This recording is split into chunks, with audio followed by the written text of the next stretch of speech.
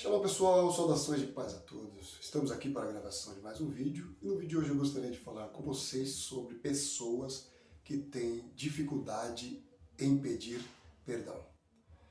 Você deve conhecer ou já conhecer alguém que tem o hábito de entristecer as outras pessoas. Elas falam o que pensam, mas não levam em consideração o peso do que está sendo dito e as consequências daquilo que está sendo dito. São basicamente aquelas pessoas que fazem conclusões com base apenas no que acham que estão entendendo, sem ter todas as informações cabíveis e necessárias. São pessoas que basicamente elas falam quando elas não têm o domínio daquilo que estão falando ou não têm o conhecimento de tudo que está falando, elas agem de forma indireta. E agindo de forma indireta, acaba tendo em vista acertar as pessoas ou a pessoa a qual ela se refere. Bom, obviamente esses tipos de pessoas são pessoas que têm o hábito de entristecer as outras com as suas atitudes e com as suas palavras. São pessoas que basicamente elas têm dificuldade em pedir perdão, porque o perdão reduz ou diminui ela do ponto de vista dela. Perdão para ela é algo muito humilhante. Mas observa que esta pessoa sempre está se considerando com um padrão de superioridade. Então, para ela, do ponto de vista dela, suas palavras, os seus pontos de vista, a sua postura é mais importante do que as dos outros, principalmente daqueles que eles não conseguem manipular. Quando eles encontram pessoas que eles conseguem manipular, que eles conseguem implantar o seu modo de ver, de pensar, de agir, eles então conseguem formar o seu grupo e obstruir aqueles que eles não conseguem formar, não conseguem discipular. Então são pessoas que entristecem outras pessoas, não de forma direta, mas de forma indireta, por algumas razões básicas. Primeiro, quando eles se sentem ameaçados. Segundo, quando eles sentem inveja. Terceiro, quando eles perdem ou percebem que estão perdendo espaço. Então elas começam a sobre-atacar. Mas observe que elas também não levam em consideração as suas palavras e o peso das suas palavras. Elas não medem as consequências, então muitas vezes, por não falar diretamente, elas acabam falando indiretamente. E ao falar indiretamente, as suas ideias, os seus pensamentos estão escondidos por trás das suas frases. Então fica muito claro as suas intenções, as suas ideias, e o que pensam e o que está querendo dizer. Isso soa basicamente, às vezes, como desabafo. Em relação a isso, nós devemos tomar pelo menos 3 posturas em relação a esse tipo de pessoa. Primeiro que nós devemos considerar é que nós não conseguimos controlar ou dominar aquilo que as pessoas fazem contra nós, mas nós podemos controlar as nossas reações em relação a elas.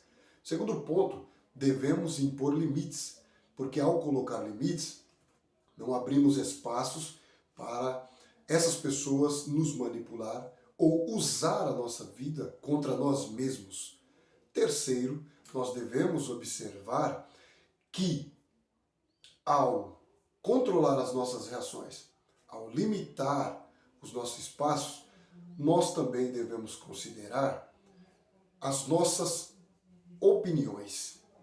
Nós devemos considerar também as nossas decisões. Nós devemos também colocar os nossos pontos de vista. Nós não podemos nos deixar levar por ideias de pessoas que têm a capacidade de manipulação. Porque quando ela percebe que nós não somos manipulados, então elas começam a criar grupos para nos limitar.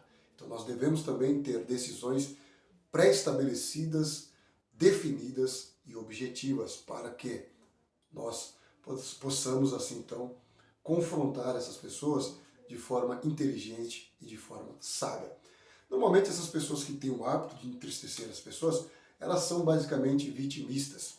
Quando elas não usam o seu lado autopiedoso de ajudar ou de auto-influenciar as pessoas, elas começam então a se vitimizar. Elas começam a depreciar a outra pessoa. Elas começam a denegrir outras pessoas.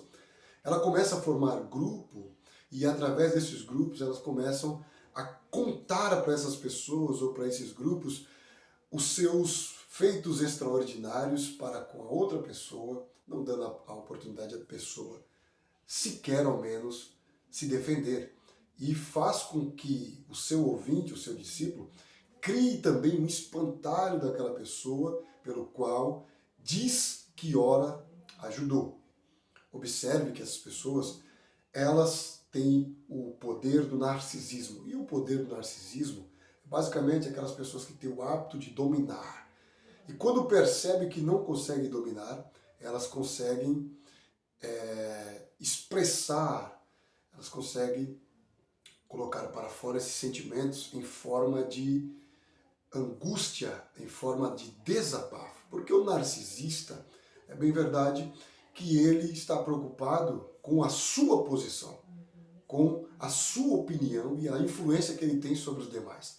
Quando ele percebe que existem pessoas que não aderem ao seu pensamento, não aderem ao seu ponto de vista e não se submete à sua autoridade, logo essa pessoa é colocada como uma ameaçadora. Então é limitada do ponto de vista dela, ou deve ser limitada. Em relação a isso, essas pessoas que percebem, quando elas têm um senso minúsculo de percepção que elas machucaram alguém, elas fazem o quê? Elas começam a se vitimizar, ou elas começam a procurar meios que dão certo para que se aproxime da pessoa. Ela não pede desculpa, ela não pede perdão, mas ela começa aproximando-se aos poucos da pessoa para ver se a pessoa está triste, está magoada. Caso não esteja, funcionou o seu plano. Ou seja, ela vai se aproximando pelas beiradas e percebendo que a pessoa atendeu, percebendo que a pessoa recebeu com bom grado, ela então se aproxima da pessoa, mas ela mesma, dentro de si, há um senso que diz que você machucou, feriu alguém. Então isso vai acumulando nela o hábito de machucar as pessoas. E por isso que essas pessoas não permanecem próximo a ninguém. E quando você percebe que uma pessoa tem dificuldade nas suas relações, você deve se preocupar com essa pessoa. Porque ou ela está totalmente certa ou ela está totalmente errada. Jesus Cristo, ele lidava com vários tipos de pessoas. E ele estava totalmente certo. E por estar totalmente certo, ele tinha inimigos. E inimigos que eram autoridades que queriam limitá-lo. Mas por outro lado, Jesus estava totalmente rodeado de pessoas que entendiam quem ele era e quão importante eram os ensinamentos de Jesus.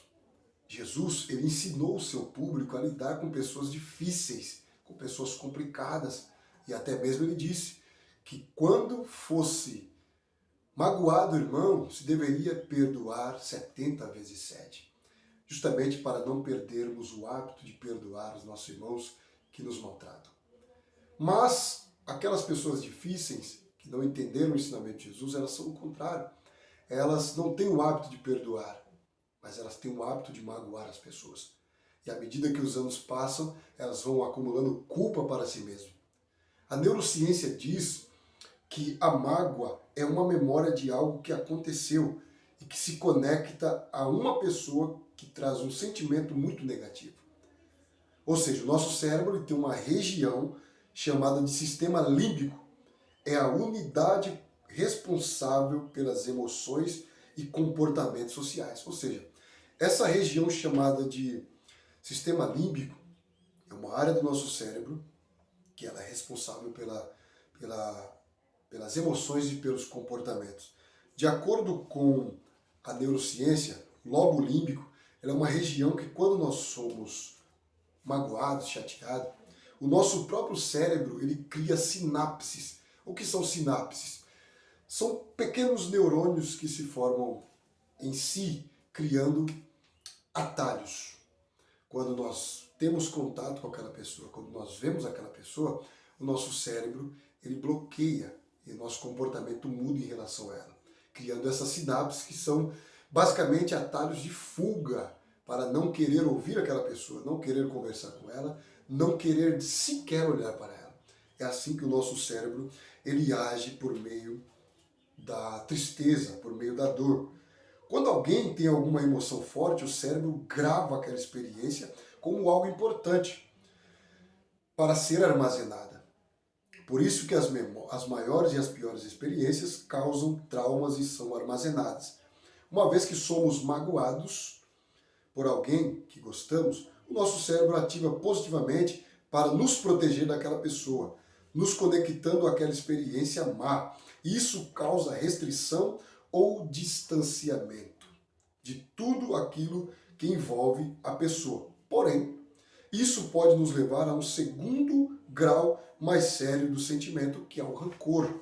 E a neurociência diz que o rancor é uma mágoa armazenada que não nos permite mais abrir com alguém que nos magoou com medo de não se repetir aquela experiência. O rancor nos impede de ser machucados, mas também impede as trocas de conexões positivas. Ou seja, à medida que nós somos magoados, nós automaticamente somos levados ao rancor. E ao sermos levados ao rancor, o nosso cérebro ele faz algo bom, ele nos protege das maldades daquela pessoa. Só que tem um problema aí, que a falta do perdão, a falta do espaço que foi fechado novamente para a pessoa, impede-nos de criar novas conexões. Às vezes realmente a pessoa mudou e nós não queremos dar a oportunidade para aquela pessoa. E isso faz com que nós nos bloqueemos totalmente, criando assim uma mágoa daquela pessoa e o caminho se fecha e acabou. Jesus Cristo nos ensina a perdoar as pessoas, por mais maldosas que elas sejam e por mais mal que elas nos façam. Jesus Cristo nos ensina a perdoar. Só o poder do perdão pode romper as obstruções que foram levantadas na nossa memória, no nosso coração, dentro de nós. Deus ele tem poder suficiente para nos dar, para enfrentar essas pessoas difíceis. E Deus também permite que essas pessoas difíceis sejam melhoradas. Essas pessoas, Deus dá oportunidade para elas. Chegará um momento que elas perceberão o quão distante elas estão de Deus e a mesma distância que elas estão de Deus, elas estão das pessoas. Então, elas tomarão consciência que elas têm o hábito de magoar as outras. Então, talvez aí seja o processo de arrependimento, de retorno e, quem sabe, aí de restauração. Então, há um problema muito sério com o rancor, que ele nos bloqueia. À medida que o nosso cérebro nos protege das mágoas da própria pessoa que nos faz mal, ele também nos prejudica no sentido de dar a oportunidade para quem mudou. Isso é uma coisa que vem de Deus trabalhando dentro de nós para liberar o perdão para essas pessoas e para aquelas pessoas que mudaram. Portanto, ao lidar com pessoas difíceis, lembre-se sempre disso. Lembre sempre disso, que você deve controlar a si mesmo, em vez de controlar ela. Você deve impor limites e você deve colocar o seu ponto de vista e nunca se deixar ser manipular por ninguém. Tenha os seus próprios pensamentos, o seu próprio ponto de vista. Nunca deixe-se dominar por uma pessoa que é governadora e gosta de formar pessoas ao seu ponto de vista e colocar essas pessoas contra outras pessoas. Que Deus abençoe a sua vida. No próximo vídeo nos encontraremos novamente. Um grande abraço. Shalom.